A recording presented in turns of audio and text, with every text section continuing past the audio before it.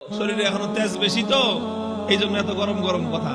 তোমার তেজ একটু কমায় দেই বলে দিছে, জিন্দান খানায় নিয়ে বন্দি করো, খানা দানা বন্ধ, একটা দানা খাইতেও দিবা না আর এক ফোঁটা পানিও পান করতে দিবা না। ডাক্তারকে বলে রাখছে নারী পরীক্ষা করতে থাকবি, যখন দেখবি যে একেবারে শেষ মুহূর্ত, এখন খাবার দাবার না দিলে আর বাঁচবে না, ওই সময় নিয়ে খাবার দিবি। খাবারটা কি দিবি সেটাও ঠিক করে দিছে, বলছে যে মুসলমানদের ধর্মে যে জিনিস হারাম সেটা দিবি, শুয়োরের গোশত আর মদের মদ মিশানো পানি।